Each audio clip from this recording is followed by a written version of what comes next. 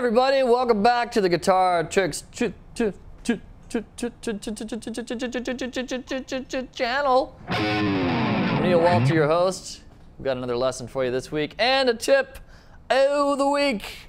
Tip of the week is sliding into notes. This is really handy with lead playing. Check it out. If you're doing this little riff right here, for example, but it sounds really cool if you slide into it and slide out of it. Adds a little more excitement. Check it out. On to our lesson of the week, memorizing the fretboard. This thing right here, where all your fingers go. When I learn stuff, I like to take it by the simplest parts first. So I'm going to give you some really easy memory tips. Basically, everything from here to here is repeated from here to here. These notes will be the same as the ones from here. So you can forget about all this part.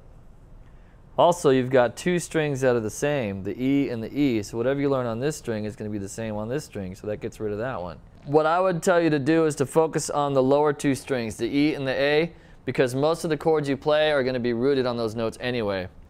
Now, the best way to find your place on the fretboard is with the fret markers, and that's what they're there for. They're nice and easy. They're simple notes to remember. On the E string, you have the G, A, B, and on the A string, you have the C, D, and E. Now, what I would recommend is memorizing the notes on the E and A string first. You can start with these markers if you like, because this is where most chords, the root is based on these strings. Now, for the next strings, the D and G string, I like to use an octave, which is basically skipping a string and skipping a fret. You know, if you were playing a power chord like this, you took out that note, you'd have an octave, which means that these two notes are the same. This one's just an octave higher. So if you know what the notes on the E and A string are, and you're up on the D string, you're like, what's this note? You throw an octave down, you go like, oh, that's a B. And then the same thing on the G string, like, what's this note? Throw an octave down, you're like, oh, that's an E. And that way you've covered all four strings. Now the only one left is the oddball, the B.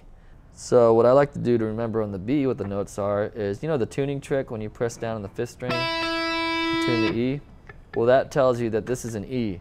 So all the notes that you learned on the E string are going to apply from this part forward. So you got E, F, G, A, and B. And from here on up, everything repeats. Now, this exercise isn't designed to tell you all the notes on the fretboard right away, but what it is designed to do is to give you an anchor and a reference point so that you can start moving around quickly on the fretboard and know where you are. And then using these tips, you can like fill in the spots in between as you go along, and this will give you a good anchor to refer back to always. So hopefully this helps. We'll be back here in 7 days.